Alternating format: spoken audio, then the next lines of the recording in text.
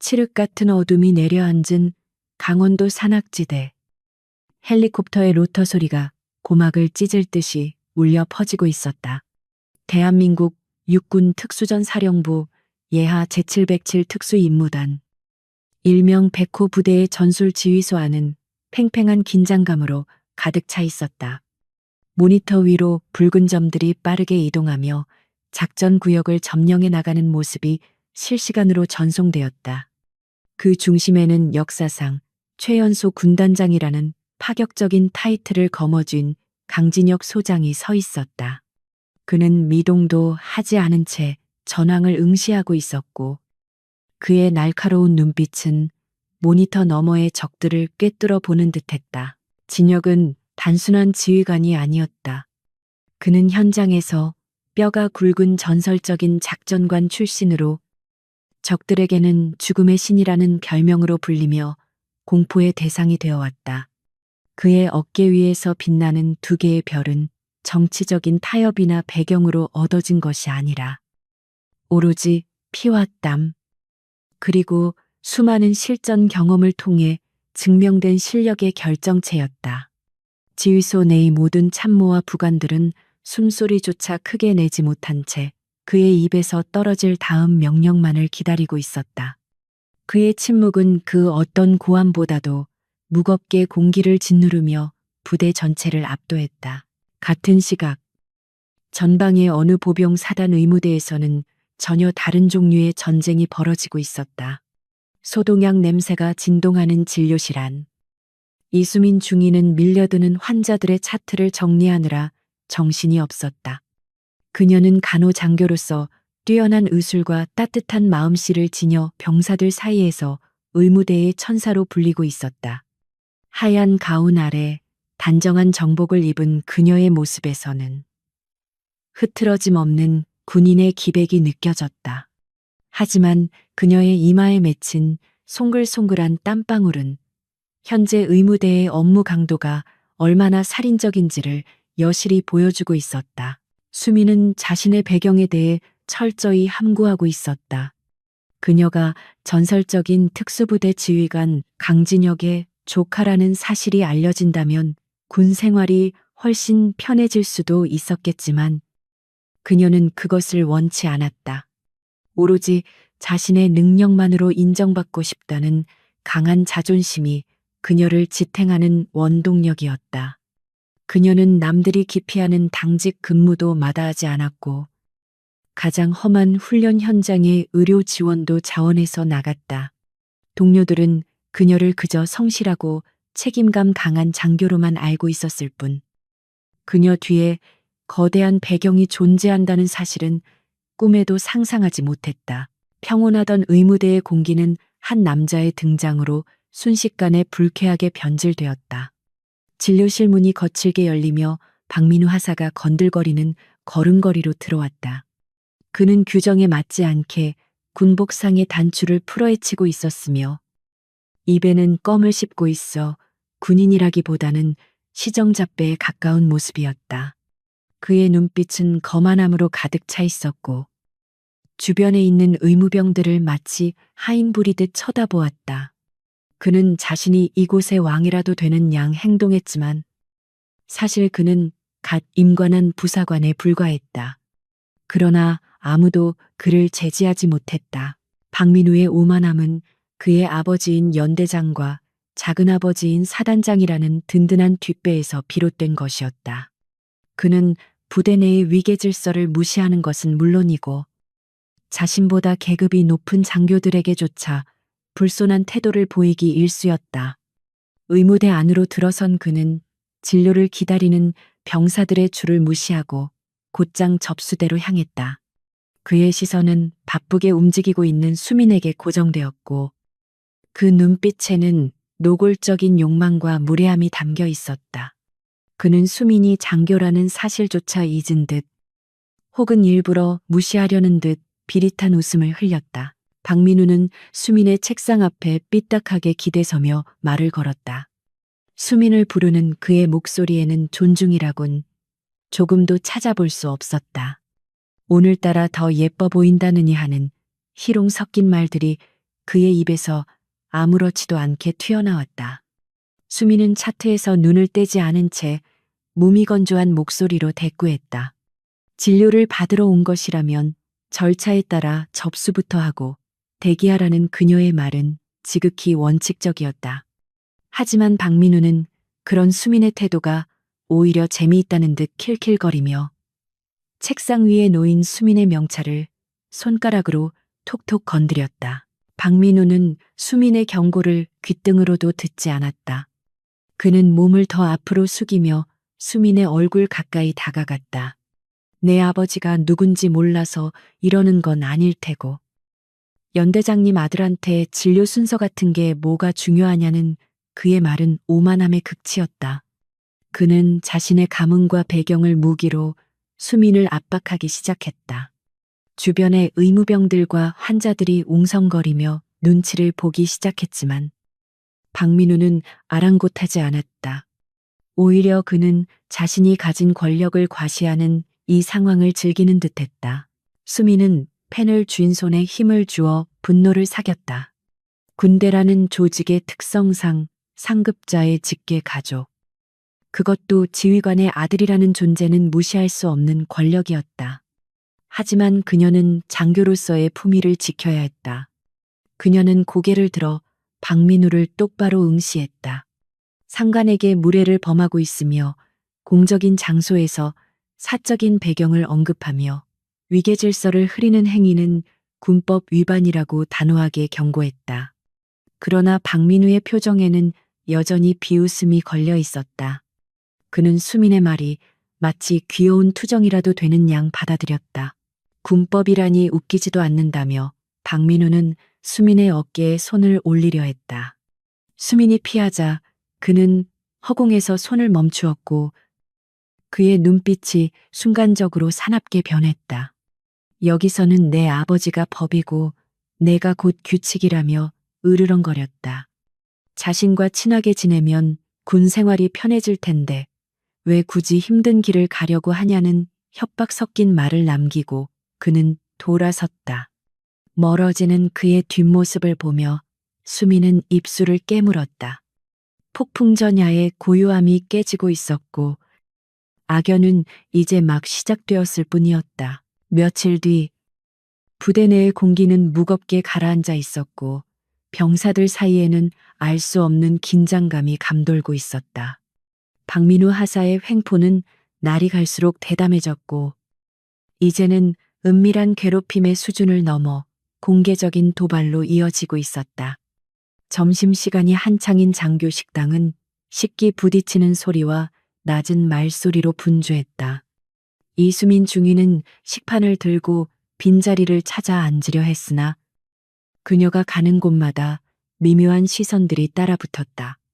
그녀는 애써 그 시선들을 무시하며 구석진 자리에 앉아 식사를 시작하려 했다. 하지만 평화로운 식사 시간은 불청객의 등장으로 인해 산산조각이 나고 말았다. 박민우는 부사관 식당이 따로 있음에도 불구하고 마치 자신의 안방인 양 장교 식당으로 성큼성큼 들어왔다. 그의 뒤에는 그를 추종하는 몇몇 병사들이 호위무사처럼 따르고 있었고 그들의 얼굴에는 비릿한 웃음이 걸려 있었다. 박민우는 식당 한가운데를 가로질러 수민의 테이블 앞으로 다가와 의자를 거칠게 빼내어 앉았다. 식당 안에 있던 모든 장교들의 시선이 그들에게 쏠렸지만 박민우는 전혀 개의치 않는다는 듯 껌을 딱딱 씹으며 수민을 뚫어지게 쳐다보았다.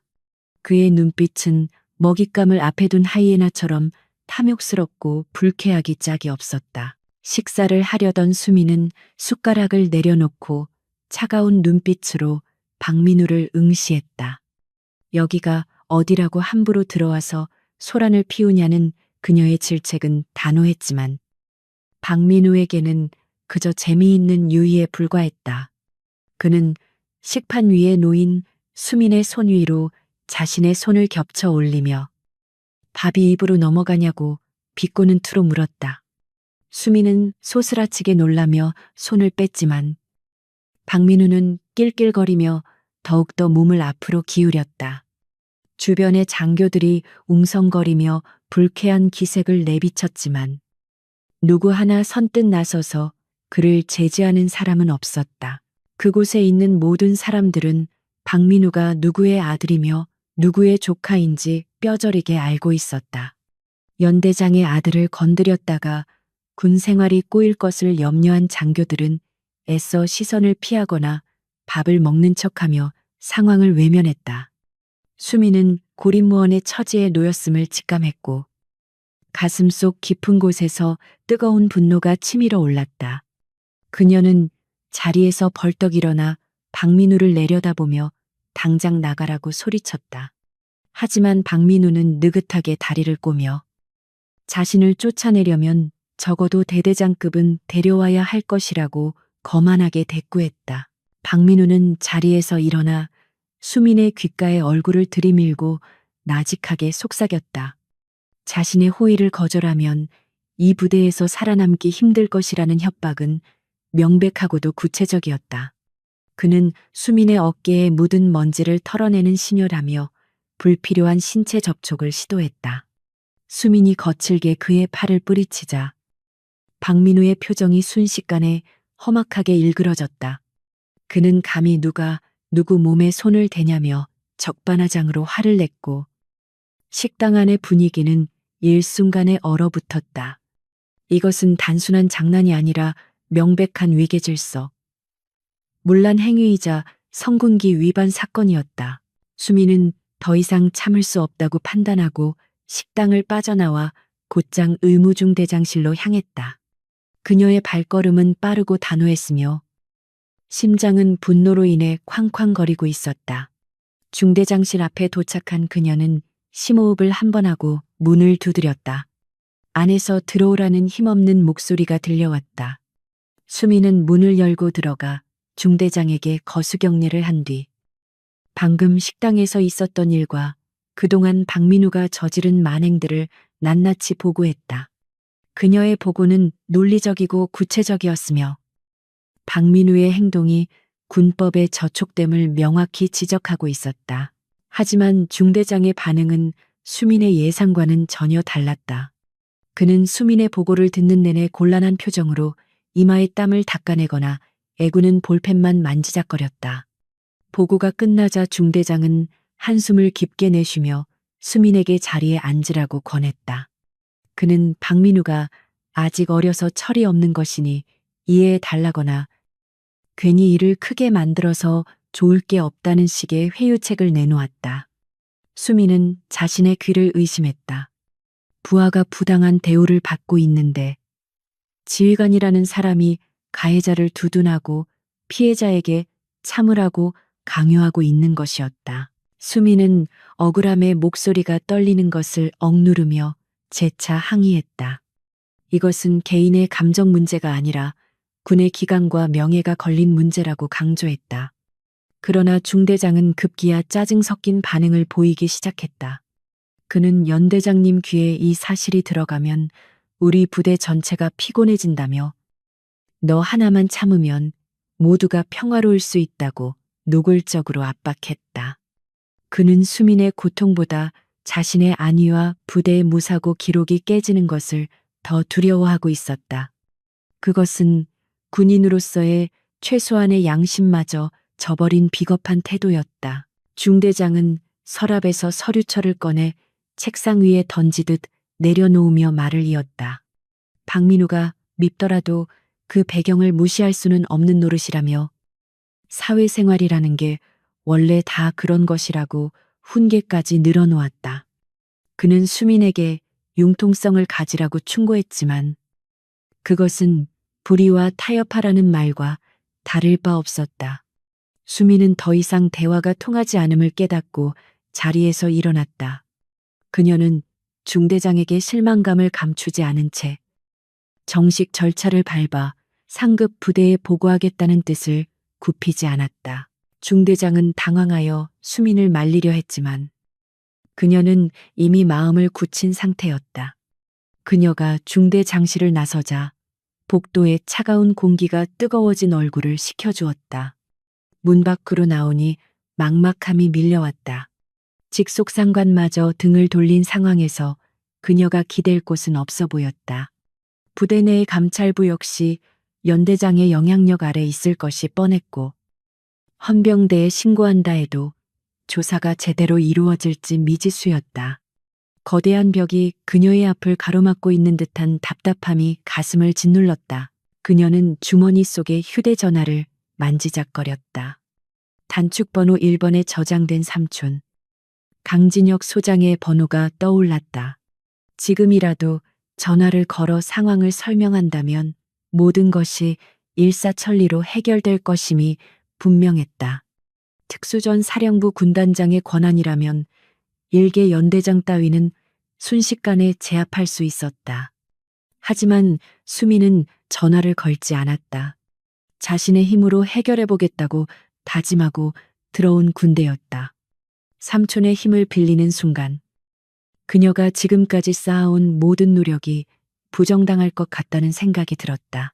한편 박민우는 흡연 구역에서 동기들과 어울려 담배를 피우며 낄낄거리고 있었다.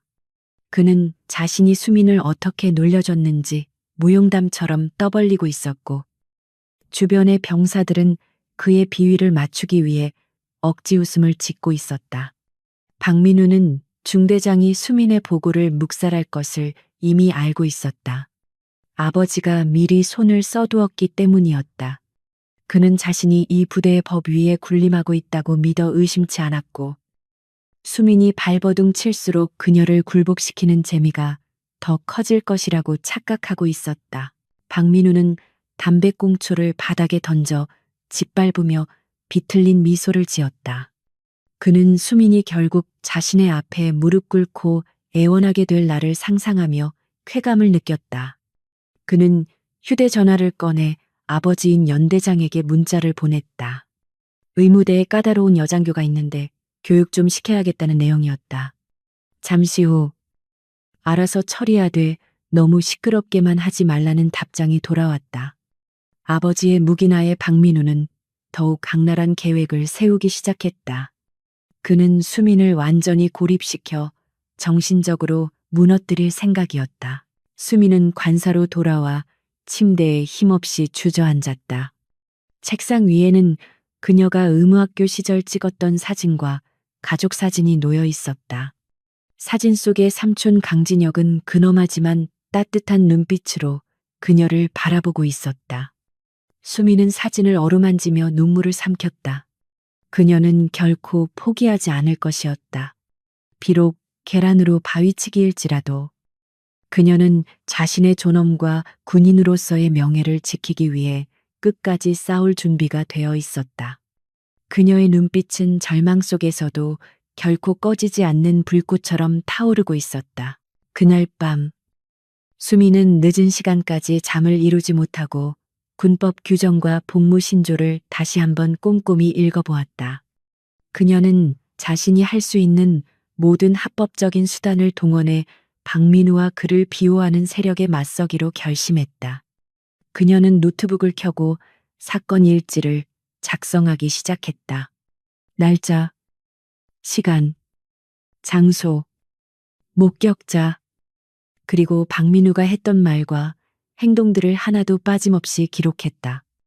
이것은 훗날 그들을 심판할 결정적인 증거가 될 것이었다. 그녀의 타자 소리가 고요한 밤의 정적을 깨고 비장하게 울려 퍼졌다. 다음 날 아침, 수민은 평소보다 더 단정한 모습으로 출근했다. 그녀의 눈은 붓지 않았고 표정은 그 어느 때보다 차분하고 냉철했다. 의무대에 들어선 그녀를 보고 병사들은 수군거렸지만 그녀는 흔들리지 않았다. 그녀는 박민우가 또다시 도발해 올 것을 알고 있었고 그 순간을 기다리고 있었다. 이제 더 이상의 인내는 없었다. 그녀는 자신이 가진 모든 능력을 동원해 그들의 오만함을 부숴버릴 것이라고 다짐했다. 전쟁은 이제 막 시작되었고 승패는 아직 아무도 알 수 없었다. 하지만 수민이 모르는 사실이 하나 있었다. 그녀를 둘러싼 이 모든 상황이 이미 707 특수임무단의 정보망에 포착되기 시작했다는 것이었다. 전방부대에서 발생하는 사소한 문제들까지 모니터링하는 정보 요원들의 귀에 연대장 아들의 갑질 소문이 흘러들어갔다. 그리고 그 피해자가 다름 아닌 강진혁 사령관과 성이 같다는 우연 아닌 우연히 요원의 호기심을 자극했다. 작은 나비의 날갯짓이 거대한 태풍을 불러일으키듯 박민우의 오만함은 그가 감당할 수 없는 거대한 재앙을 불러오고 있었다. 진료실에 앉아 업무를 시작하려는 수민의 책상 전화기가 울렸다. 발신자는 표시되지 않았지만 직감적으로 좋지 않은 전화임을 느낄 수 있었다. 수화기를 들자 굵고 거친 남자의 목소리가 들려왔다. 연대장실의 부관이었다. 그는 다짜고짜 연대장님이 잠깐 보기를 원하신다는 말을 전했다. 이것은 초대가 아니라 소환이었다. 수민은 올 것이 왔다고 생각하며 짧게 알겠다고 대답했다. 수화기를 내려놓는 그녀의 손이 미세하게 떨렸지만 그녀는 주먹을 꽉 쥐며 떨림을 멈췄다. 호랑이 굴로 들어가는 심정으로 그녀는 자리에서 일어났다. 연대장실의 문은 마치 거대한 성벽의 입구처럼 위압적으로 다가왔다. 이수민 중위는 마른 침을 삼키며 제복의 매무새를 다시 한번 가다듬고 문을 두드렸다. 안에서 들어오라는 묵직한 음성이 들려왔고 그녀는 심호흡을 한 뒤 문을 열었다. 넓은 집무실 중앙에는 고급스러운 소파가 놓여 있었고 그 맞은편 상석에는 박민우 하사의 아버지인 박태영 대령이 다리를 꼬고 앉아 있었다. 그는 서류를 검토하던 눈길을 거두고 안경 너머로 수민을 응시했다. 그의 눈빛은 아들과 닮아 있었지만 훨씬 더 교묘하고 음흉한 기운을 품고 있었다. 그는 수민에게 자리에 앉으라는 손짓을 보내며 입가에 옅은 미소를 띄었지만 그 미소는 전혀 따뜻하게 느껴지지 않았다. 박 대령은 비서에게 차를 내오라고 지시한 뒤 의례적인 안부 인사로 대화를 시작했다. 그는 수민의 군 생활이 힘들지 않은지, 의무대의 시설은 괜찮은지 등을 물으며 마치 자상한 지휘관인 척 연기했다. 하지만 수민은 그 가식적인 친절 뒤에 숨겨진 날카로운 칼날을 본능적으로 감지하고 있었다. 차가 나오고 비서가 나가자 박대령의 태도는 미묘하게 변했다. 그는 찻잔을 만지작거리며 본론을 꺼냈다. 최근 자신의 아들인 박민우 하사와 수민 사이에 사소한 오해가 있었던 것 같다는 말을 꺼내며 그는 그것을 젊은 남녀 사이에 가벼운 해프닝으로 치부하려 들었다. 수민은 정자세로 앉아 박대령의 말을 경청했지만 속으로는 끓어오르는 분노를 억누르고 있었다. 박대령은 아들이 워낙 활달하고 장난기가 많아서 그렇다며 수민이 조금 더 너그럽게 받아주었으면 좋겠다는 식으로 말했다. 그는 군대라는 조직에서 인화 단결이 얼마나 중요한지 역설하며 사소한 문제로 부대 분위기를 해치는 것은 장교로서 바람직하지 않은 태도라고 은근히 압박했다. 그의 논리는 철저히 가해자의 입장을 대변하고 있었으며 피해자인 수민에게 침묵과 인내를 강요하는 전형적인 권력형 비리의 모습이었다. 박 대령은 몸을 앞으로 기울이며 목소리를 낮췄다. 그는 수민의 인사 기록을 훑어보았는데 성적이 아주 우수하더라는 칭찬을 덧붙였다. 그러면서 앞으로 장기 복무를 생각하고 있다면 윗선에 좋은 인상을 남기는 것이 중요하다고 넌지시 암시했다. 이는 명백한 회유이자 협박이었다. 자신의 아들 문제를 조용히 덮는다면 군 생활의 앞길을 열어줄 수도 있지만 반대로 문제를 키운다면 그 앞길을 막아버릴 수도 있다는 경고였다. 수민은 주먹을 꽉 쥐어 손톱이 살을 파고드는 고통으로 떨리는 마음을 다잡았다. 그녀에게 이 제안은 악마의 거래와도 같았다. 수민은 떨리지만 단호한 목소리로 입을 열었다. 그녀는 박민우 하사의 행동은 단순한 장난이 아니라 명백한 성군기 위반이며 계급 체계를 무시하는 하극상이라고 지적했다. 또한 자신은 장교로서 부대의 규율을 바로잡을 의무가 있으며 불의와 타협하여 얻은 진급이나 평가는 원하지 않는다고 분명히 밝혔다. 수민의 예상치 못한 반박에 박대령의 눈썹이 꿈틀거렸다.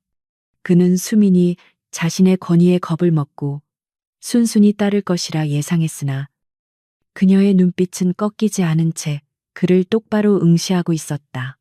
잠시 침묵이 흘렀고 방 안의 공기는 더욱 차갑게 얼어붙었다.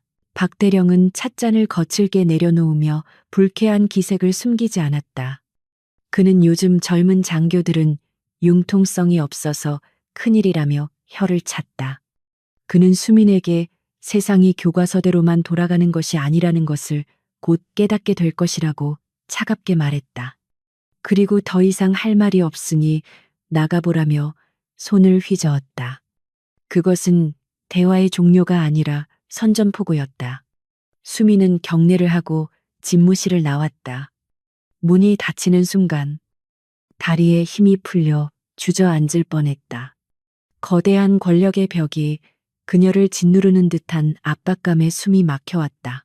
그날 밤 수민은 텅 빈 의무실 당직실에 홀로 앉아 창밖의 달을 바라보았다. 억울함과 서러움이 밀려와 눈시울이 붉어졌다. 누구에게라도 털어놓지 않으면 가슴이 터질 것만 같았다. 그녀는 휴대전화를 꺼내들고 한참을 망설이다가 통화 버튼을 눌렀다. 신호음이 몇 번 울리기도 전에 상대방이 전화를 받았다. 강진혁 소장의 낮고 굵은 목소리가 수화기 너머로 들려왔다.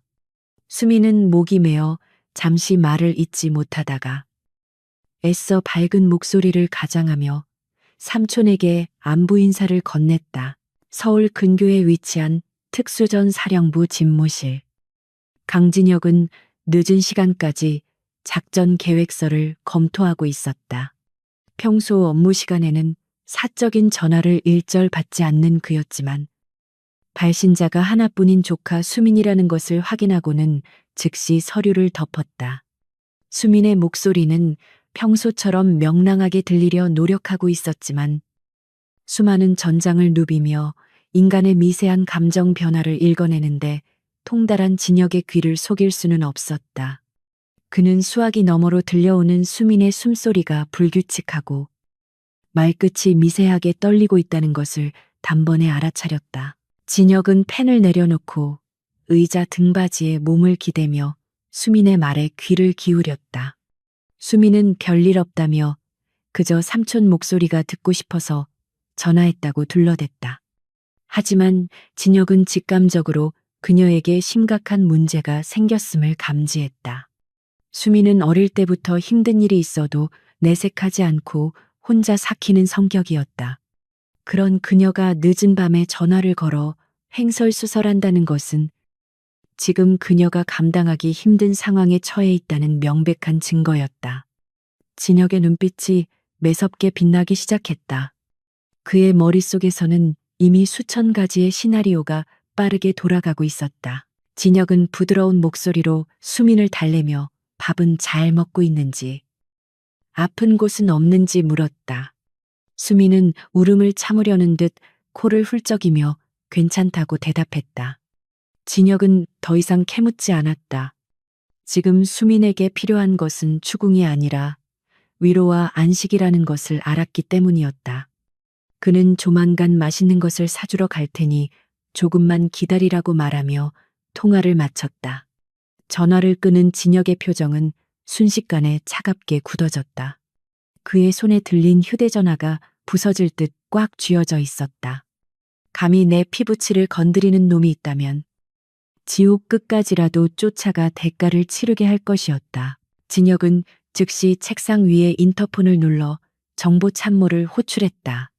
1분도 채 되지 않아 문이 열리고 날카로운 인상의 정보 장교가 들어와 경례를 했다. 진혁은 그에게 종이 한 장을 건넸다. 거기에는 수민이 복무하고 있는 사단과 연대, 그리고 의무대의 정보가 적혀 있었다. 진혁은 감정이 섞이지 않은 건조한 목소리로 명령을 내렸다. 해당 부대에서 최근 발생한 모든 사건 사고, 특히 의무대와 관련된 부조리나 갈등 상황을 빠짐없이 조사해 오라고 지시했다. 그리고 이 조사는 보안을 철저히 유지해야 하며 아주 사소한 소문 하나라도 놓쳐서는 안 된다고 강조했다. 정보참모는 사령관의 이례적인 지시에 잠시 의아해했지만 진혁의 서리빨 같은 눈빛을 보고는 즉시 복명복창하고 방을 나갔다. 707 특임단의 정보력은 국가정보기관에 버금가는 수준이었다. 그들이 마음만 먹으면 일개 보병연대의 비리 따위는 하루아침에 발가 벗길 수 있었다. 진혁은 창가로 다가가 어둠이 깔린 연병장을 내려다보았다. 그의 분노는 뜨겁게 타오르는 불길이 아니라 모든 것을 얼려버리는 절대 영도의 냉기였다. 그는 수민을 괴롭히는 자들이 누구든 간에 그들이 가진 권력이 얼마나 보잘것없는 것인지 뼈저리게 느끼게 해줄 생각이었다. 한편 박민우는 아버지와의 면담 후 수민이 기가 죽었을 것이라 착각하고 있었다. 그는 내무반에서 동료들에게 아버지가 여장교 하나를 완전히 제압했다고 자랑하며 낄낄거렸다. 그는 다음 날부터 수민을 더욱 노골적으로 괴롭힐 계획을 세우며 승리감에 도취되어 있었다. 그는 자신이 건드린 상대가 누구인지, 그리고 그 뒤에 어떤 거대한 그림자가 도사리고 있는지 꿈에도 알지 못했다. 그의 오만함은 브레이크 없는 기관차처럼 파멸을 향해 질주하고 있었다. 다음 날 아침, 707 부대의 정보 상황실은 분주하게 돌아가기 시작했다. 요원들은 수민이 소속된 부대의 익명 게시판, 병사들의 휴가 중 SNS 활동, 그리고 과거 전역자들의 증언까지 광범위하게 수집했다. 그리고 몇 시간 지나지 않아 박민우 하사와 그 아버지 박태영 대령에 관한 충격적인 보고서가 만들어지기 시작했다. 거기에는 그들이 저지른 갑질과 비리, 그리고 수민에게 가해진 괴롭힘의 정황들이 낱낱이 기록되어 있었다. 보고서를 받아든 정보참모의 손이 부들부들 떨릴 정도로 그 내용은 추악했다. 진혁은 집무실에서 보고서를 한 장 한 장 넘길 때마다 표정이 더욱 굳어졌다. 보고서에는 박민우가 수민에게 했던 성희롱적 발언들과 신체 접촉 시도, 그리고 연대장의 협박 사실까지 상세히 적혀 있었다. 마지막 장을 덮은 진혁은 잠시 눈을 감고 깊은 숨을 내쉬었다. 이것은 단순한 개인의 일탈이 아니라 군의 기강을 뿌리째 흔드는 중대 범죄였다. 그는 책상 서랍에서 자신의 권총을 꺼내어 묵묵히 손질하기 시작했다. 물론 사적인 복수를 위해 총을 쓸 생각은 없었지만 이것은 그가 마음의 준비를 하는 의식과도 같았다. 진혁은 비서실장에게 전화를 걸어 일정을 조정하라고 지시했다. 그는 이번 주말에 예정되어 있던 국방부 회의 참석을 취소하고 전방부대 시찰 일정을 잡으라고 명령했다. 목적지는 바로 수민이 있는 사단이었다. 공식적인 명분은 전방부대 태세 점검이었지만 실질적인 목적은 단 하나, 썩어 빠진 환부를 도려내는 것이었다. 사령관의 갑작스러운 시찰 소식에 사령부 전체가 비상이 걸렸지만 진혁은 아랑곳하지 않았다. 사자의 사냥은 이미 시작되었고 먹잇감들은 자신들에게 다가오는 그림자조차 눈치채지 못하고 있었다. 그 시각 수민은 의무대에서 더욱 고립되어 가고 있었다. 박민우의 사주를 받은 일부 병사들이 진료를 거부하거나 반말을 섞어가며 그녀를 자극했다.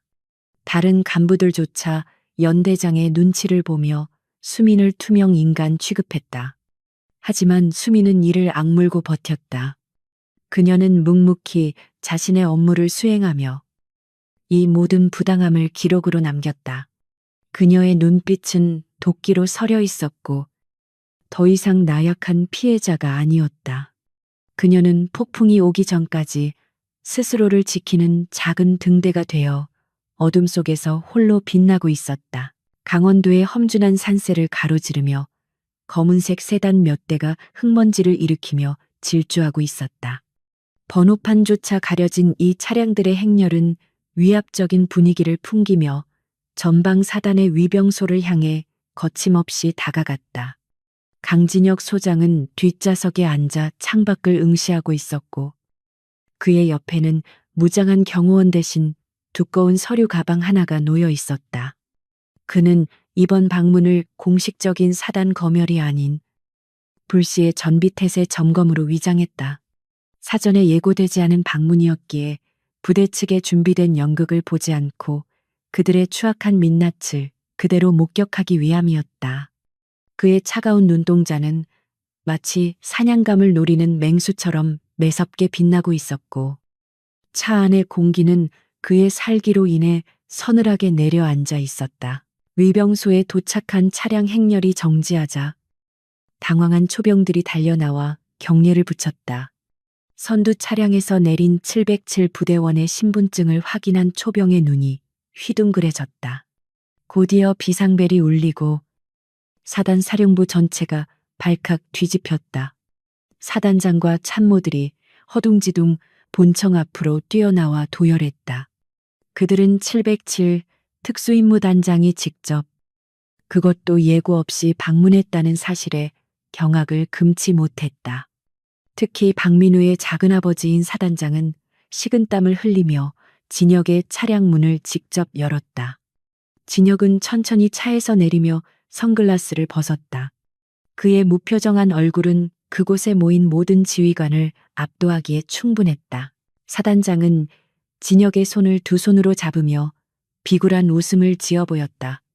먼 길 오시느라 고생하셨다며 미리 연락을 주셨으면 제대로 모셨을 것이라는 아부성 발언을 쏟아냈다. 그 옆에는 박민우의 아버지인 박태영 연대장이 잔뜩 긴장한 표정으로 서 있었다.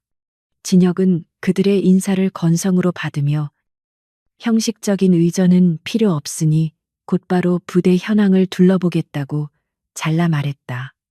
그의 목소리에는 그 어떤 감정도 섞여 있지 않아 오히려 더 큰 공포감을 조성했다. 지휘관들은 진혁의 의중을 파악하지 못한 채 서로의 눈치만 살피며 그를 안내하기 시작했다. 그들은 이 방문이 자신들의 목을 조여올 올감이라는 사실을 전혀 인지하지 못하고 있었다.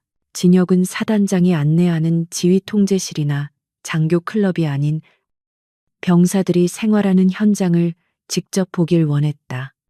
그는 곧장 병영식당과 의무대가 있는 건물로 발걸음을 옮겼다.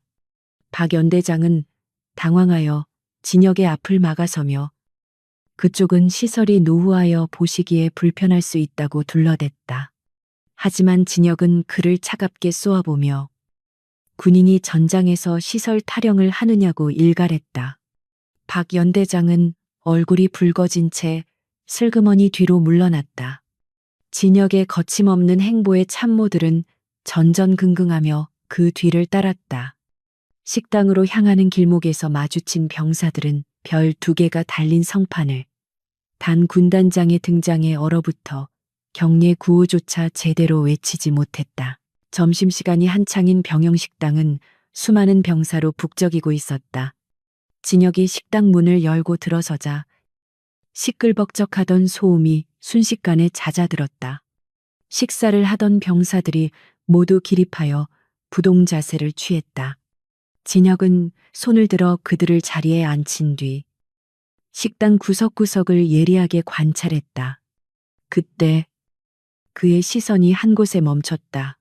식당 한 구석, 배식대 근처에서 묵묵히 식판을 닦고 있는 이수민 중위의 모습이 보였다. 장교가 해야 할 일이 아니었음에도 그녀는 누군가의 지시를 받은 듯 무푼이를 도맡아 하고 있었다. 그녀의 야윈 얼굴과 힘없는 어깨를 본 진혁의 심장이 덜컥 내려앉았다. 그 순간 식당 입구 쪽에서 거만한 목소리가 들려왔다. 박민우 하사가 자신의 추종자들을 이끌고 들어오고 있었다. 그는 식당 안의 묘한 분위기를 감지하지 못한 채 큰 소리로 떠들며 배식대로 향했다. 그는 수민을 발견하자마자 낄낄거리며 다가갔다. 어이, 이 중이. 식판 닦는 솜씨가 제법인데 저녁하고 식당 아줌마나 하지 그러냐는 모욕적인 언사를 내뱉었다. 사단장과 연대장이 함께 있는 자리였지만 그는 아버지를 믿고 아나무인으로 행동했다. 박 연대장은 진혁의 눈치를 보며 식은땀을 흘렸지만 차마 아들을 큰 소리로 꾸짖지 못하고 헛기침만 해대었다. 박민우는 수민이 대꾸하지 않자 그녀가 들고 있던 식판을 툭 쳐서 바닥에 떨어뜨렸다. 요란한 굉음과 함께 국물이 수민의 군화 위로 튀었다. 식당 안의 모든 병사와 간부들이 숨을 죽였다. 박민우는 짐짓 놀란 척하며 손이 미끄러졌는데 사과라도 해야 하냐며 비아냥거렸다. 그는 자신의 뒤에 있는 손님들이 누구인지 확인조차 하지 않고 오로지 수민을 괴롭히는 데에만 혈안이 되어 있었다. 수민은 입술을 깨물며 주먹을 쥐었지만 공개적인 장소에서 소란을 피우고 싶지 않아 묵묵히 바닥에 떨어진 식판을 줍기 시작했다. 그 모습은 진혁의 인내심을 한계치까지 밀어붙였다. 진혁은 천천히 그리고 아주 조용히 박민우의 뒤로 다가갔다. 사단장과 박연대장이 그를 말리려 했지만 진혁이 손을 들어 그들을 제지했다. 진혁의 그림자가 박민우의 등 뒤를 덮쳤다. 인기척을 느낀 박민우가 짜증 섞인 표정으로 뒤를 돌아보았다. 그는 진혁의 얼굴을 확인했지만 그가 누구인지 알아보지 못했다. 707 부대의 지휘관은 대외적으로 얼굴이 잘 알려지지 않았을 뿐더러 박민우의 눈에는 그저 아버지의 손님 중 한 명으로만 보였기 때문이었다. 박민우는 건방지게 고개를 까딱하며 아저씨는 뭔데 남의 뒤에 서 있냐고 쏘아붙였다. 그 순간 식당 안은 마치 진공 상태가 된 듯 고요해졌다. 사단장은 공포에 질려 얼굴이 하얗게 질렸고 박 연대장은 다리가 풀려 주저앉을 뻔했다. 감히 특전사령부 군단장에게 그것도 전쟁 영웅에게 아저씨라고 부르며 하대를 한 것이었다. 진혁은 화를 내는 대신 서늘한 미소를 지었다. 그는 박민우의 명찰을 뚫어지게 바라보며 네가 바로 그 유명한 연대장 아드님이냐고 낮게 물었다. 박민우는 칭찬인 줄 알고 어깨를 으스대며 그렇다고 대답했다. 그는 자신이 이 부대의 실세임을 과시하고 싶어 안달이 난 어린애와 같았다. 진혁은 시선을 돌려 바닥에 쭈그리고 앉아있는 수민을 바라보았다. 수민은 고개를 들어 진혁과 눈이 마주쳤다. 그녀의 눈동자가 심하게 흔들렸다. 삼촌이 왜 여기에 있는 것인지, 이 상황이 꿈인지 생시인지 분간이 가지 않는 표정이었다. 진혁은 아주 잠깐 수민에게만 보일 듯 말 듯 고개를 끄덕여 안심시켰다. 그리고 다시 박민우를 향해 고개를 돌렸다. 진혁의 표정에서 웃음기가 완전히 사라졌다. 그는 박민우에게 군인의 명예는 계급장이 아니라 행동에서 나오는 것임을 배우지 못했느냐고 차갑게 질책했다. 하지만 박민우는 여전히 상황 파악을 못하고 콧방귀를 뀌었다. 박민우는 진혁을 향해 대뜸 당신이 뭔데 나한테 훈계냐며 소리를 질렀다. 아버지가 보고 계시는데 외부인이 너무 나대는 거 아니냐는 막말까지 서슴지 않았다. 박 연대장이 더 이상 참지 못하고 달려와 아들의 뺨을 후려치려 했으나 진혁이 박 연대장의 팔을 잡아 막았다. 진혁은 박 연대장의 눈을 똑바로 쳐다보며 자식 교육을 말로 해서 될 단계는 이미 지난 것 같다고 싸늘하게 말했다.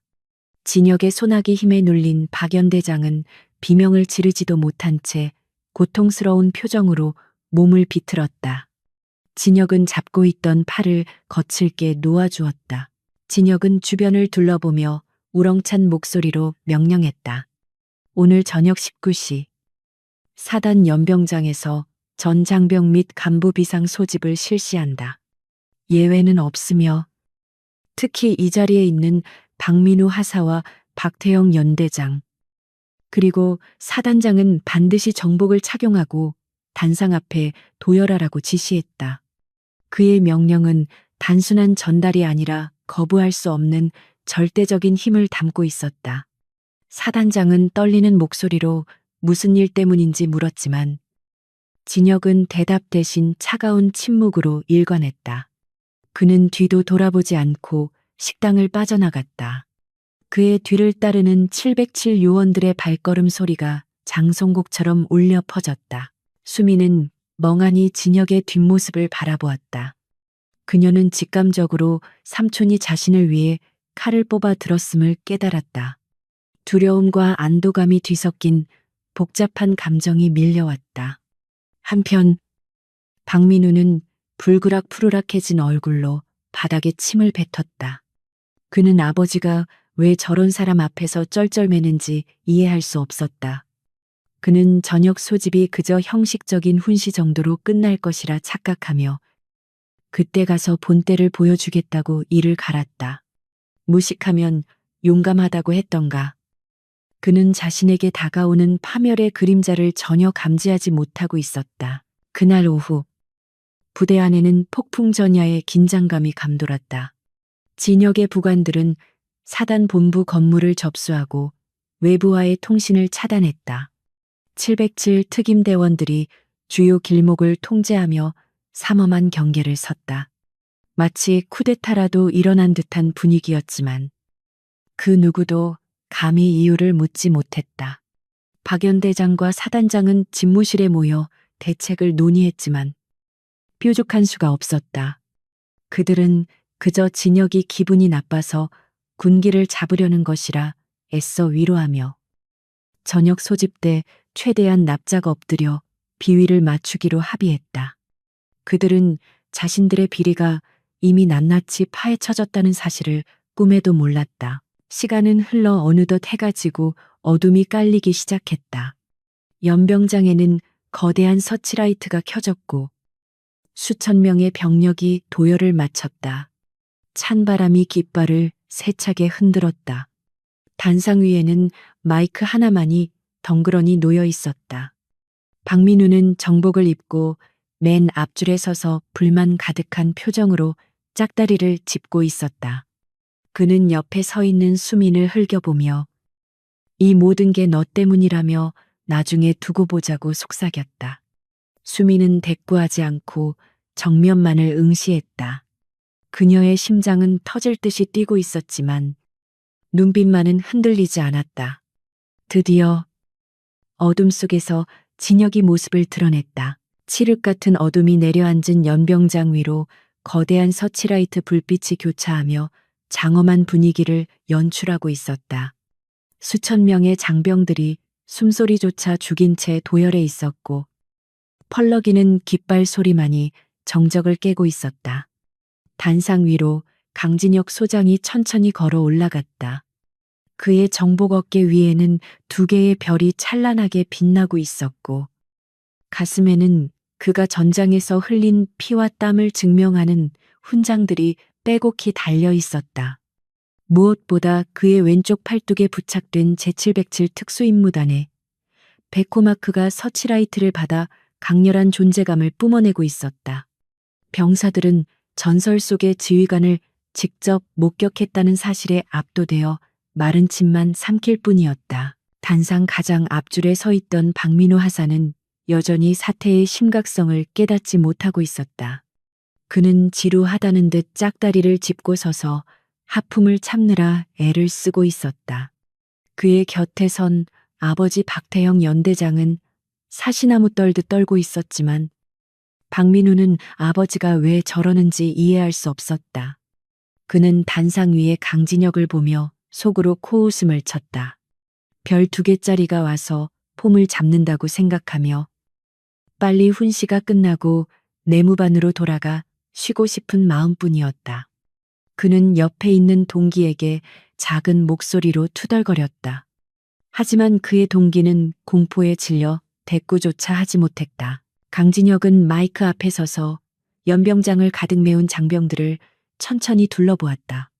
그의 시선이 닿는 곳마다 병사들은 본능적으로 등을 곧게 펴고 부동자세를 취했다. 진혁의 목소리가 스피커를 타고 연병장에 울려 퍼졌다. 그는 인사를 생략하고 곧바로 본론으로 들어갔다. 군인은 국가와 국민을 지키기 위해 존재하며 그 명예는 계급장이 아니라 희생과 헌신에서 나온다고 역설했다. 그의 목소리는 낮았지만 뼛속까지 파고드는 힘이 있었다. 그는 외부의 적보다 더 무서운 것은 내부의 부패와 오만이라고 말하며 오늘 이 자리에서 썩은 환부를 도려내겠다고 선언했다. 진혁의 시선이 마침내 단상 아래의 지휘부 쪽으로 고정되었다. 박태영 연대장과 사단장은 진혁과 눈이 마주치자마자 고개를 떨구었다. 진혁은 차가운 목소리로 호명했다. 제5오연대 소속 박민우 하사. 앞으로 나오라는 명령이었다.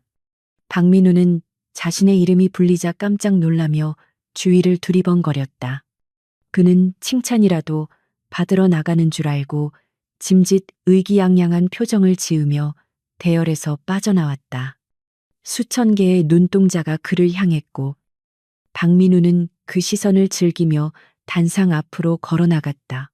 그는 거수 경례를 했지만 진혁은 경례를 받지 않고 그를 싸늘하게 내려다보았다.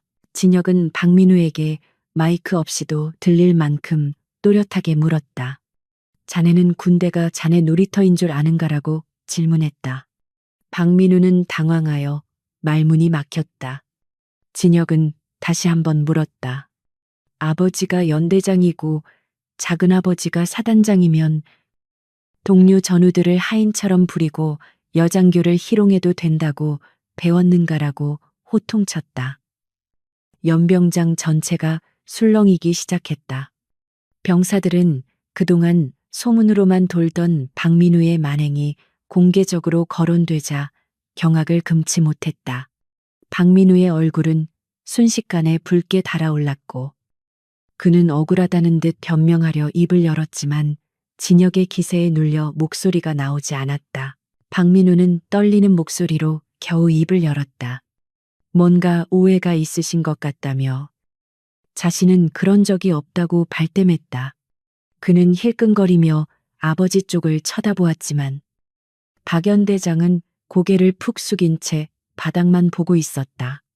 진혁은 코웃음을 치며 주머니에서 소형 녹음기를 꺼내 마이크에 갖다 대었다. 스피커를 통해 박민우가 이수민 중위에게 했던 모욕적인 언사와 협박, 그리고 성적인 희롱들이 적나라하게 흘러나왔다. 내 아버지가 법이라는 둥, 너 하나 매장하는 건 일도 아니라는 둥. 그의 목소리는 부정할 수 없는 증거가 되어 연병장에 울려 퍼졌다. 박민우의 얼굴은 사색이 되었다. 그는 다리가 풀려 비틀거렸고 주변의 병사들은 그를 경멸 어린 시선으로 바라보았다. 진혁은 녹음기를 끄고 박민우를 향해 한 걸음 다가갔다. 그리고 오늘 이 자리에서 가장 충격적인 사실을 공개했다. 자네가 그토록 무시하고 괴롭혔던 이수민 중위가 누군지 아는가라고 물었다. 박민우는 아무 말도 하지 못하고 고개만 저었다. 진혁은 잠시 침묵을 지키다 폭탄 선언을 했다. 이수민 중위는 내 하나뿐인 조카이며 내가 목숨보다 아끼는 가족이라고 밝혔다. 그 순간 연병장에는 거대한 폭발음이 터진 듯한 충격이 휩쓸고 지나갔다. 박민우는 믿을 수 없다는 표정으로 입을 벌렸다. 사단장과 박연대장은 그 자리에서 털썩 주저앉고 말았다. 그들이 건드린 상대가 707 군단장의 혈육이었다는 사실은 그들에게 사형 선고나 다름없었다. 박민우는 공포에 질려 눈동자가 심하게 흔들렸다. 자신이 빽이라고 믿었던 아버지와 작은아버지보다 훨씬 더 거대하고 무시무시한 배경이 바로 눈앞에 있었던 것이었다. 그는 자신이 호랑이 굴에 제 발로 들어가 호랑이의 콧수염을 뽑았다는 사실을 뒤늦게 깨닫고 전율했다. 그의 오만함은 순식간에 비참한 공포로 바뀌었다. 진혁은 계속해서 말을 이었다. 나는 내 조카가 내 이름을 빌려 편하게 군 생활을 하는 것을 원치 않아 그동안 신분을 숨겨왔다. 하지만 너희 같은 쓰레기들이 그 아이의 순수한 열정과 명예를 짓밟는 것을 더 이상 두고 볼 수 없다고 분노를 토해냈다. 진혁은 손가락으로 박태영 연대장과 사단장을 가리키며 소리쳤다. 자식 교육 하나 제대로 시키지 못하고 혈연이라는 이유로 부하의 비리를 덮어준 너희들도 공범이다. 너희는 지휘관의 자격이 없으며 군복을 입을 자격조차 없다고 매섭게 질책했다. 진혁의 신호에 따라 대기하고 있던 헌병대와 707 특임대원들이 단상 아래로 들이닥쳤다. 그들은 박민우 하사와 박태영 연대장, 그리고 사단장을 포위했다. 박민우는 겁에 질려 울음을 터뜨리며 아버지에게 살려달라고 매달렸지만 이미 늦은 일이었다. 박 연대장은 체념한 듯 눈을 감았고 사단장은 망연자실한 표정으로 하늘만 쳐다보았다. 병사들은 눈앞에서 벌어지는 정예 구현의 현장을 보며 가슴속 깊은 곳에서 뜨거운 전율을 느꼈다. 그동안 쌓였던 체증이 한순간에 내려가는 듯한 쾌감이었다. 진혁은 그들에게 수갑을 채우라고 명령했다. 차가운 금속성 소리가 마이크를 통해 연병장에 울려 퍼졌다. 대한민국 육군 역사상 사단장과 연대장, 그리고 그 아들이 한자리에서 체포되는 초유의 사태가 발생한 것이었다. 박민우는 헌병들에게 끌려가면서도 발버둥치며 잘못했다고 소리쳤지만 그의 비명은 공허한 메아리가 되어 사라질 뿐이었다. 진혁은 그 모습을 냉정하게 지켜보았다. 이것은 단순한 복수가 아니라 무너진 군 기강을 바로 세우기 위한 필연적인 과정이었다. 그는 이 장면이 모든 장병에게 뼈아픈 교훈이 되기를 바랐다. 체포된 세 사람이 끌려나간 뒤 진혁은 다시 마이크를 잡았다. 연병장은 쥐 죽은 듯 고요했다. 진혁은 이수민 중위의 이름을 불렀다. 대열 속에 서 있던 수민은 떨리는 마음을 안고 앞으로 걸어나갔다. 그녀의 눈에는 눈물이 고여 있었지만 표정은 그 어느 때보다 당당했다. 진혁은 수민을 단상 위로 올라오게 했다. 수많은 병사들이 그녀를 주목했다. 그녀는 더 이상 피해자가 아니라 불의에 맞서 싸워 이긴 승리자였다. 진혁은 수민의 어깨를 감싸 안으며 모두에게 말했다. 이 장교가 보여준 용기가 진정한 군인 정신이라고 치켜세웠다. 수민은 삼촌의 품에서 참았던 눈물을 터뜨렸다. 그동안 겪었던 맘고생과 서름이 한꺼번에 밀려왔지만 동시에 따뜻한 위로와 안도감을 느꼈다. 진혁은 수민을 다독이며 작은 목소리로 미안하다고 속삭였다. 늦게 와서 미안하다는 그의 말에 수민은 고개를 저으며 괜찮다고 대답했다. 병사들은 그 모습을 보며 감동 어린 박수를 보내기 시작했다. 처음에는 작게 시작된 박수 소리가 점차 커져 연병장을 가득 채우는 함성이 되었다. 그것은 권력에 굴하지 않은 수민에 대한 존경과 정의를 실현한 진혁에 대한 찬사였다. 그날 밤 사단은 완전히 뒤집혔다. 국방부 조사본부 요원들이 들이닥쳐 사단사령부와 연대본부를 압수수색했다. 박태영 연대장과 사단장의 집무실에서는 뇌물수수 장부와 인사청탁 서류들이 무더기로 발견되었다. 박민우가 저지른 짓은 빙산의 일각에 불과했다. 그들은 오랫동안 군 조직을 사유화하고 자신들의 배를 불려왔던 것이다. 진혁의 개입은 단순한 성군기 위반 사건을 넘어 군 내부에 뿌리 깊게 박힌 거악을 척결하는 계기가 되었다. 뉴스는 속보로 이 사건을 타전하기 시작했고 여론은 들끓었다. 진혁은 늦은 밤까지 사단장실을 임시 지휘소로 사용하며 사태 수습을 지휘했다. 그는 관련된 모든 인원을 색출하여 엄중 처벌할 것을 지시했다. 타협이나 봐주기는 없었다. 그는 이번 기회에 군내의 부조리를 완전히 뿌리 뽑겠다고 다짐했다. 창밖으로 새벽이 밝아오고 있었다. 폭풍우가 지나간 자리에 새로운 태양이 떠오르듯 부대에는 변화의 바람이 불어오고 있었다. 진혁은 커피를 한 잔 마시며 창밖을 응시했다. 그의 전쟁은 아직 끝나지 않았지만 적어도 오늘 그는 소중한 것을 지켜냈다. 수미는 의무대로 돌아와 짐을 정리하고 있었다. 당분간 휴가를 다녀오라는 명령을 받았기 때문이었다. 동료 장교들과 의무병들이 그녀에게 다가와 조심스럽게 사과했다. 그동안 도와주지 못해서 미안하다는 그들의 말에 수미는 씁쓸한 미소를 지었다. 그녀는 그들을 원망하지 않았다. 그들 또한 거대한 권력 앞에서 나약한 존재일 뿐이라는 것을 알기 때문이었다. 그녀는 짐 가방을 들고 의무대를 나섰다. 문 밖에는 삼촌이 보낸 차가 대기하고 있었다. 그녀는 차에 오르기 전 뒤를 돌아보며 심호흡을 했다. 이제 진짜 군 생활이 다시 시작될 것이라는 예감이 들었다. 국방부 조사본부 산하 특별수사단이 마련된 조사실의 공기는 차갑고 무거웠다. 창문 하나 없는 회색빛 벽에 둘러싸인 밀실. 그 중앙에 놓인 철제 책상 앞에는 수의를 입은 박민우가 고개를 처박고 앉아 있었다.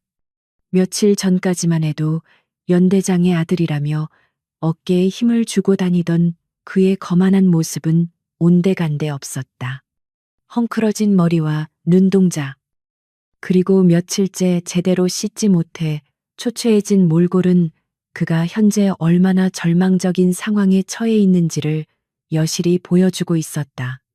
그는 취조관이 들어올 때마다 혹시 아버지가 자신을 구해줄 수 있지 않을까 하는 신락 같은 희망을 품고 문 쪽을 바라보았다. 하지만 문을 열고 들어온 사람은 그가 기대하던 구원자가 아니었다. 날카로운 눈매를 가진 군 검찰관은 두꺼운 서류 뭉치를 책상 위에 쾅 내려놓으며 자리에 앉았다. 그는 박민우를 벌레 보듯 차가운 시선으로 훑어보며 비릿한 조소를 날렸다. 아직도 상황 파악이 안 되냐는 그의 질문에 박민우는 입술을 달달 떨며 아버지의 안부를 물었다. 검찰관은 헛웃음을 터뜨리며 친절하게도 내 아버지는 바로 옆방에서 뇌물수수와 직권남용 혐의로 조사를 받고 있다고 알려주었다. 그 말은 박민우에게 사형 선고나 다름없었다. 박민우의 눈에서 절망의 눈물이 주르륵 흘러내렸다. 그는 자신이 저지른 일이 이렇게까지 커질 줄은 몰랐다며 그저 장난이었을 뿐이라고 억울함을 호소했다. 그러나 검찰관은 그의 변명을 묵살하며 녹취록과 피해자의 진술서, 그리고 목격자들의 증언이 담긴 서류들을 하나씩 펼쳐 보였다. 네가 장난으로 던진 돌에 누군가는 죽을 뻔했다는 검찰관의 일갈은 박민우의 가슴을 후벼 팠다. 검찰관은 더 이상 볼 것도 없다는 듯. 너는 군형법 제92조, 추행 및 제62조, 가혹행위 혐의로 기소될 것이며 군복을 벗는 것은 물론이고 긴 실형을 살게 될 것이라고 통보했다. 같은 시각, 옆 조사실의 상황은 더욱 심각했다. 박태영 전 연대장은 수사관들 앞에서 식은땀을 비오듯 흘리며 자신의 혐의를 부인하느라 안간힘을 쓰고 있었다. 하지만 강진혁 소장이 투입한 707 부대의 정보력은 그가 생각했던 것보다 훨씬 더 치밀하고 방대했다. 수사관들은 그가 진급 청탁을 위해 윗선에 상납한 뇌물 리스트와 부대 운영비를 횡령하여 유흥비로 탕진한 영수증들을 증거로 들이밀었다. 꼼짝달싹할 수 없는 증거들 앞에서 박태영의 얼굴은 흑빛으로 변해갔다. 그는 자신의 군 생활이 불명예스럽게 끝장났음을 직감했다. 사단장의 처지는 더욱 비참했다. 그는 장성이라는 계급이 주는 무게감 때문에라도 품위를 지키려 했으나 쏟아져 나오는 비리 앞에서는 그마저도 무색해졌다. 그가 박태영 연대장의 비리를 눈감아주는 대가로 받았던 고가의 골동품과 현금 다발이 관사 압수 수색 과정에서 발견되었다.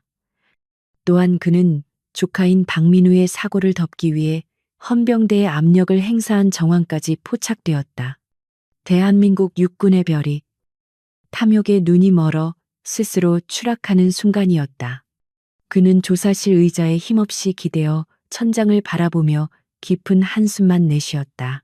강진혁 소장은 특별수사단 상황실에서 매직 미러를 통해 이 모든 신문 과정을 지켜보고 있었다. 그의 표정은 여전히 차가웠지만 눈빛에는 깊은 슬픔과 분노가 서려 있었다. 군복을 입은 자들이 국가와 국민을 지키는 대신 자신의 사리사욕을 채우고 전우를 괴롭히는데 권력을 사용했다는 사실이 그를 참담하게 만들었다. 옆에 서 있던 수사단장이 진혁에게 다가와 혐의가 모두 입증되었으므로 곧바로 구속영장을 청구하고 기소 절차를 밟겠다고 보고했다. 진혁은 고개를 끄덕이며 법이 허용하는 가장 엄중한 처벌을 내리라고 지시했다. 수사는 단순히 박 씨 일가에만 국한되지 않았다. 진혁은 이수민 중위가 도움을 요청했을 때 이를 묵살하고 회유하려 했던 의무중대장과 박민우의 비위를 맞추며 수민을 괴롭혔던 병사들까지 모두 소환했다. 의무중대장은 조사실에서 자신은 그저 부대의 평화를 위해 그랬을 뿐이라며 비겁한 변명을 늘어놓았다. 하지만 수사관은 부하를 보호해야 할 지휘관이 가해자의 편에 서서 피해자를 압박한 것은 직무유기이자 방조죄에 해당한다고 매섭게 질책했다. 중대장은 결국 고개를 떨구고 자신의 잘못을 시인할 수밖에 없었다. 박민우를 따라다니며 수민을 조롱하고 괴롭혔던 병사들도 줄줄이 헌병대로 끌려왔다. 그들은 박민우가 시켜서 어쩔 수 없이 그랬다며 서로 책임을 떠넘기기에 바빴다. 그들의 비겁한 모습은 인간의 바닥을 보여주는 듯했다. 헌병들은 그들에게 불의한 명령에 복종한 것 또한 죄이며 너희들은 전우회를 배신한 대가를 치르게 될 것이라고 경고했다. 그들은 영창 처분을 받고 군기 교육대에 입소하게 되었으며 전역 후에도 씻을 수 없는 범죄 기록을 안고 살아가게 될 운명에 처했다. 마침내 대망의 군사재판날이 밝았다. 법정은 방청객으로 가득 찼고 수많은 취재진이 몰려와 열띤 취재 경쟁을 벌였다.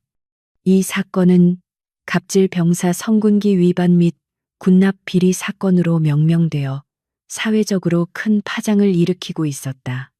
피고인석에 앉은 박민우와 박태영, 그리고 사단장은 고개를 들지 못했다. 그들의 가슴에 달려있던 화려한 명찰과 훈장들은 모두 제거되었고 오로지 죄수 번호만이 그들의 신분을 대변하고 있었다. 판사는 엄숙한 표정으로 판결문을 읽어 내려가기 시작했다. 법정 안에는 긴장감이 감돌았다. 재판장은 피고인 박민우에게 징역 5년과 불명예 제대를 선고했다. 군인으로서의 본분을 망각하고 상급자를 모욕하며 성적 수치심을 유발한 죄질이 매우 불량하다는 것이 이유였다. 판결이 내려지는 순간 박민우는 털썩 주저앉으며 오열했다. 자신이 누리던 모든 특권이 신기루처럼 사라지고 차가운 감옥만이 그를 기다리고 있었다. 그는 수민을 괴롭히며 즐거워했던 지난 날을 뼈저리게 후회했지만 엎질러진 물을 다시 담을 수는 없었다. 방청석에서는 정의가 구현되었다는 안도의 한숨과 박수가 터져 나왔다. 이어 박태영 전 연대장에게는 징역 10년과 벌금형, 그리고 전 재산 몰수형이 내려졌다. 뇌물수수와 횡령, 그리고 직권남용 등 그가 저지른 범죄는 군의 명예를 실추시킨 중죄였다. 사단장 역시 징역 7년과 파면 처분을 받았다. 그들의 어깨에서 계급장이 떼어지는 순간 그들이 평생을 바쳐 쌓아 올린 군인으로서의 삶도 함께 무너져 내렸다. 그들은 단순히 감옥에 가는 것이 아니라 군인 연금을 비롯한 모든 예우를 박탈당하고 사회적으로 매장당하는 처참한 최후를 맞이하게 된 것이었다. 재판이 끝나고 호송버스에 오르는 세 사람의 뒷모습은 초라하기 그지없었다. 그들을 향해 시민들과 전우들은 비난의 야유를 보냈다. 강진혁 소장은 법정 뒤편에서 묵묵히 그 광경을 지켜보고 있었다. 그는 통쾌함보다는 씁쓸함을 느꼈다.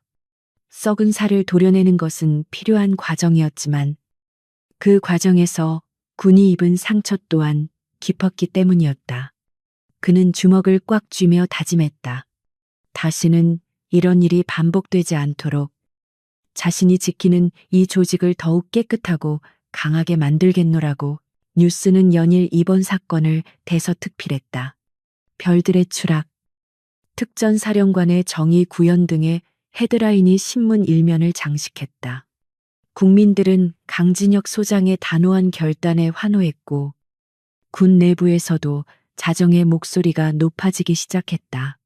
국방부는 이번 사건을 계기로 전군에 걸친 대대적인 감찰을 실시하겠다고 발표했다. 박민우 사건은 단순한 스캔들을 넘어 대한민국 군대를 개혁하는 시발점이 되었다.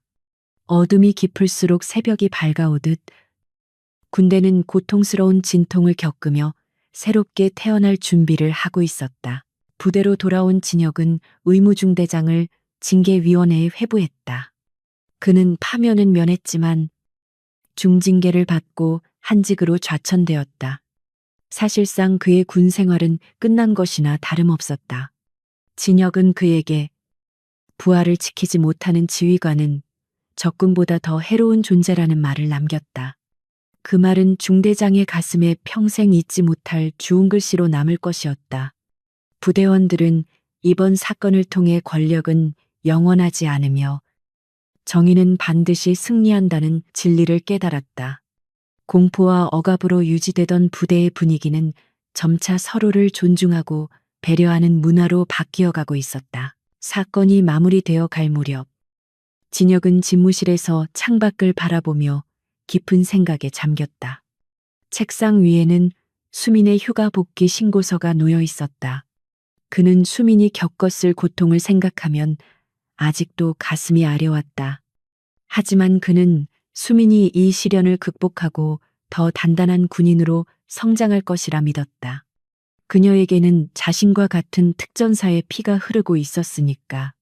진혁은 비서실장에게 차를 준비하라고 이른 뒤 수민에게 전화를 걸었다.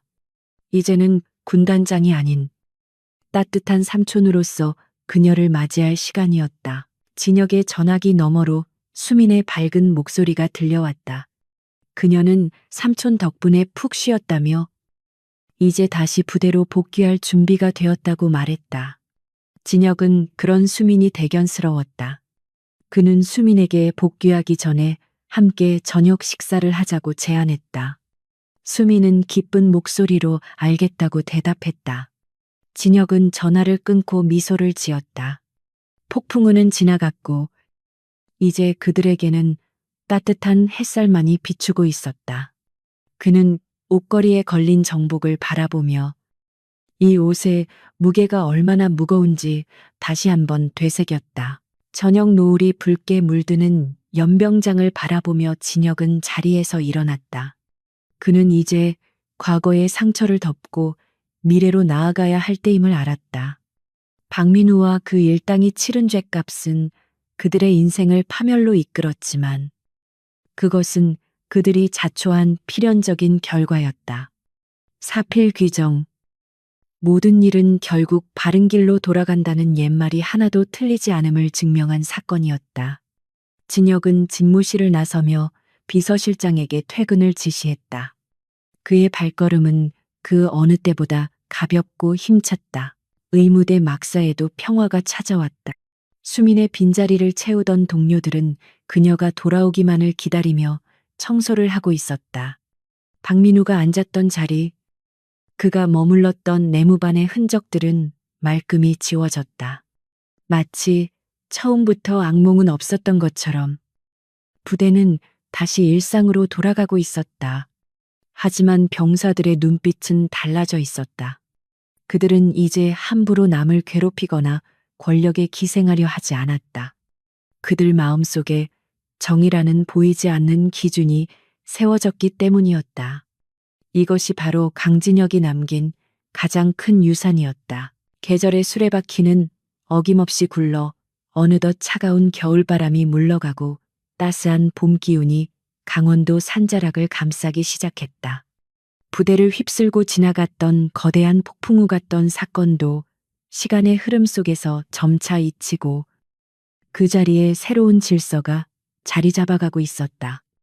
연병장의 흙바닥을 뚫고 올라오는 파릇파릇한 새싹처럼 장병들의 마음속에도 정의에 대한 믿음이 다시 싹트고 있었다. 박민우와 그를 비호하던 세력들이 사라진 자리는 투명하고 공정한 시스템으로 채워졌고 병사들은 더 이상 불당한 지시에 침묵하지 않았다.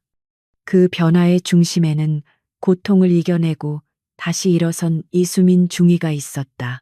수민은 휴가를 마치고 부대로 복귀한 첫날. 예전과는 사뭇 다른 공기를 느꼈다.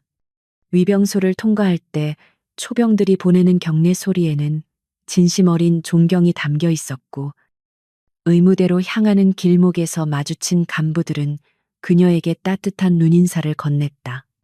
그녀는 더 이상 피해자나 보호받아야 할 대상이 아니었다. 그녀는 거대한 불의에 맞서 자신의 존엄을 지켜낸 강인한 장교이자 동료들에게 용기가 무엇인지를 몸소 보여준 전우였다. 수미는 어깨를 활짝 펴고 당당하게 걸었다. 그녀의 발걸음마다 단단한 자신감이 묻어났다. 진료실로 돌아온 수미는 하얀 가운을 입으며 거울 속에 자신을 바라보았다. 거울에 비친 그녀의 눈빛은 한층 더 깊고 단단해져 있었다. 지난 사건은 그녀에게 씻을 수 없는 상처를 남겼지만 동시에 그녀를 진정한 군인으로 성장시키는 자양분이 되었다. 그녀는 책상 위에 놓인 청진기를 집어들며 다짐했다. 이제는 삼촌의 그늘이나 가문의 배경이 아닌 오로지 실력과 인품으로 승부하겠다고. 그녀는 자신을 찾아오는 병사 한 명 한 명에게 최선을 다하며 그들의 몸뿐만 아니라 마음의 상처까지 보듬어주는 진정한 의무 장교가 되기로 마음먹었다. 그날 오후 수미는 의무대원들을 모아놓고 짧은 미팅을 가졌다. 그녀는 과거의 일을 언급하는 대신 앞으로 우리가 나아가야 할 방향에 대해 이야기했다. 그녀는 계급이 높다고 해서 부하를 함부로 대할 권리는 없으며 우리 모두는 서로를 존중해야 할 전우임을 강조했다. 대원들은 수민의 말에 귀를 기울이며 고개를 끄덕였다. 그들 중에는 과거 박민우의 눈치를 보며 수민을 외면했던 이들도 있었지만 수민은 그들을 질책하지 않았다. 그녀의 넓은 포용력은 대원들의 마음을 움직였고 의무대는 비로소 하나의 팀으로 뭉치기 시작했다. 한편 교도소의 차가운 독방에 수감된 박민우에게도 봄은 찾아왔지만 그가 느끼는 계절은 여전히 혹독한 겨울이었다. 그는 좁은 창문으로 들어오는 한 줌의 햇살을 바라보며 깊은 회한에 잠겼다. 한때 연대장의 아들이라는 타이틀을 거머쥐고 세상 무서운 줄 모르고 날뛰었던 그는 이제 이름 대신 죄수 번호로 불리는 처량한 신세가 되었다. 그는 매일 밤 악몽에 시달리며 잠을 이루지 못했다. 꿈속에서 그는 수없이 많은 사람에게 손가락질을 받고 끝없는 나락으로 떨어지는 공포를 맛보아야 했다. 그것은 그의 오만함이 만들어낸 지옥이었다. 박민우는 면회실 유리창 너머로 늙고 초라해진 어머니를 마주했다. 아버지는 다른 교도소에 수감되어 있어 생사조차 알 수 없었고 집안은 풍비박산이 나 있었다. 어머니는 눈물을 흘리며 아들의 손을 잡으려 했지만 차가운 유리가 그들을 가로막았다. 박민우는 어머니의 눈물을 보며 가슴이 찢어지는 듯한 고통을 느꼈다. 자신의 어리석은 행동이 가족 모두를 파멸로 몰고 갔다는 죄책감이 그의 영혼을 짓눌렀다. 그는 고개를 떨구고 흐느꼈다. 뒤늦은 후회였지만 그가 평생 짊어지고 가야 할 십자가의 무게는 결코 가벼워지지 않을 것이었다. 주말이 되자 강진혁 소장은 사복 차림으로 수민을 찾아왔다. 군단장의 위엄을 벗어던진 그는 그저 조카를 아끼는 평범한 삼촌의 모습이었다. 두 사람은 부대 근처의 조용한 식당에서 마주 앉았다. 진혁은 수민의 야윈 얼굴을 안쓰럽게 바라보며 고기를 굽고 밥 위에 얹어주었다. 수민은 삼촌의 세심한 배려에 미소를 지으며 맛있게 밥을 먹었다. 그들 사이에는 많은 말이 필요치 않았다. 그저 함께 밥을 먹고 서로의 눈을 바라보는 것만으로도 충분한 위로와 격려가 오고 갔다. 식사를 마친 후 두 사람은 근처 공원을 산책했다. 봄바람이 살랑거리며 벚꽃잎을 흩날리고 있었다. 진혁은 벤치에 앉아 수민에게 조심스럽게 물었다. 군 생활을 계속할 것인지 아니면 전역하고 민간 병원으로 갈 것인지에 대한 질문이었다.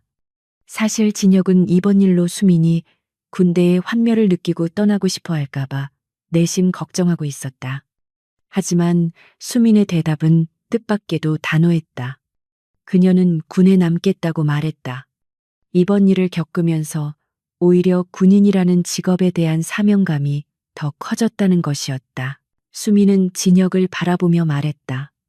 자신이 겪은 부당함을 다른 병사들이 겪지 않도록 돕고 싶다고 했다. 그리고 언젠가는 삼촌처럼, 아니 삼촌보다 더 훌륭한 지휘관이 되어 군의 정의를 지키는 파수꾼이 되겠다는 포부를 밝혔다.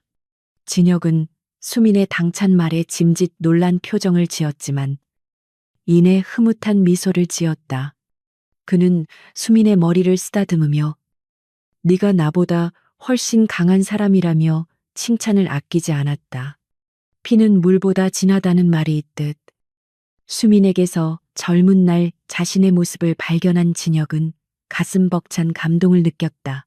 진혁은 수민에게 한 가지 조언을 남겼다. 힘이라는 것은 칼과 같아서 올바르게 쓰면 사람을 살리지만 잘못 쓰면 자신과 타인을 모두 베어버린다는 사실을 명심하라고 했다.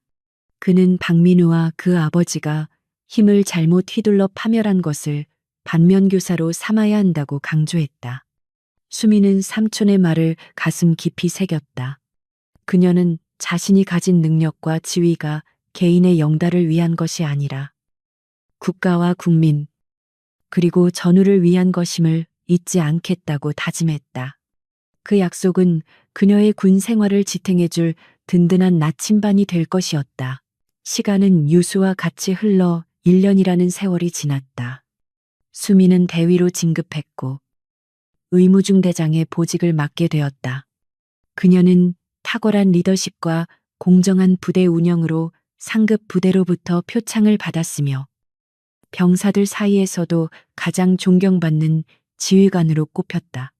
그녀의 책상 위에는 더 이상 가족 사진 뒤에 숨을 필요가 없어진 삼촌과의 사진이 당당하게 놓여 있었다. 하지만 이제 아무도 그녀를 강진혁의 조카라고 부르지 않았다. 그녀는 오로지 이수민 대위 그 자체로 인정받고 있었다. 그녀가 흘린 땀과 눈물이 만들어낸 값진 결과였다. 어느 날 대규모 한미연합훈련이 진행되던 훈련장. 수민은 흙먼지를 뒤집어 쓴 채 부상병들을 치료하고 있었다. 포탄 소리가 빗발치는 가상전시 상황에서도 그녀는 침착함을 잃지 않았다. 그녀의 손놀림은 빠르고 정확했으며 그녀의 지시는 명확하고 단호했다. 공포에 질린 의무병들을 독려하며 현장을 지휘하는 그녀의 모습에서는 흡사 전장의 여신과 같은 아우라가 뿜어져 나왔다. 그녀는 더 이상 온실 속의 화초가 아니었다. 거친 비바람을 맞으며 뿌리를 깊게 내린 거목으로 성장해 있었다. 멀리서 망원경으로 훈련 상황을 지켜보던 강진혁 소장은 수민의 활약상을 보고 고개를 끄덕였다. 그의 곁에 있던 미군 장성이 저 의무장교가 누구냐며 감탄사를 연발했다. 진혁은 자랑스러운 목소리로 대답했다. 대한민국 육군이 자랑하는 최고의 의무지휘관이자 나의 소중한 가족이라고. 그는 수민이 자신의 도움 없이도 스스로의 힘으로 빛나고 있다는 사실에 무한한 긍지를 느꼈다. 그는 이제 수민을 자신의 보호 아래 두는 것이 아니라 같은 길을 걷는 든든한 동반자로 여기게 되었다. 훈련이 끝나고 석양이 붉게 타오르는 연병장에서 수민과 진혁이 마주섰다. 땀과 흙으로 얼룩진 군복을 입은 두 사람은 서로에게 거수경례를 올렸다. 그 경례는 상급자와 하급자 간의 예의를 넘어 생사를 함께하는 전우로서의 깊은 신뢰와 존경을 담고 있었다. 진혁은 수민의 어깨를 두드리며 수고했다는 짧은 말을 건넸다. 수민은 환하게 웃으며 감사합니다라고 대답했다. 그들의 등 뒤로 길게 늘어선 그림자가 하나로 겹쳐지며 707 부대의 정신이 세대를 넘어 이어지고 있음을 보여주었다. 박민우 사건은 군 역사에 오만함이 불러온 비극이라는 제목으로 기록되었다. 신입 장교들과 부사관들의 임관식 때마다 이 사건은 필수 교육 자료로 활용되며 올바른 군인 정신이 무엇인지 일깨워주는 교훈이 되었다. 권력은 영원하지 않지만 명예는 영원하다는 진리는 모든 군인의 가슴 속에 깊이 새겨졌다. 그리고 그 중심에는 불의에 굴하지 않고 끝까지 싸워 승리한 이수민이라는 이름이 전설처럼 남아 있었다. 그녀의 이야기는 어둠 속에서도 빛을 잃지 않는 별처럼 많은 이들에게 희망의 등불이 되었다. 밤하늘에 수많은 별이 떠올랐다. 진혁은 관사 발코니에 서서 밤하늘을 올려다보았다. 저 별들 중 하나는 자신이 짊어지고 있는 무게일 것이고 또 다른 하나는 수민이 짊어질 미래일 것이었다. 그는 밤바람에 실려오는 풀벌레 소리를 들으며 생각했다. 세상이 아무리 변하고 권력이 썩어 문드러져도 누군가는 반드시 그 자리를 지키며 정의를 외쳐야 한다고. 그리고 자신과 수민이 바로 그 누군가가 될 것이라고. 그는 깊은 숨을 들이마시며 밤하늘을 향해 조용히 미소 지었다. 진혁은 책상으로 돌아와 일기장을 펼쳤다. 그는 오늘의 감상을 짧은 문장으로 남겼다. 정의는 거창한 구호가 아니라 매 순간의 올바른 선택들이 모여 만들어지는 것이다. 오늘 우리는 또 하나의 올바른 선택을 했다. 그는 펜을 내려놓고 일기장을 덮었다. 내일은 또 다른 태양이 떠오를 것이고 그들은 다시 군화끈을 조여 메고 각자의 위치에서 최선을 다할 것이다. 그것이 바로 군인이 걷는 길, 위국헌신 군인본분의 길이기 때문이었다. 이야기의 끝은 새로운 시작을 알리는 서막과도 같았다. 고요한 부대의 기상 나팔 소리가 울려 퍼질 내일 아침을 기다리며 이야기는 여기서 마침표를 찍는다. 오만은 패망의 선봉이요. 겸손은 존귀의 앞잡이라는 잠언처럼 그들의 이야기는 영원히 기억될 것이다.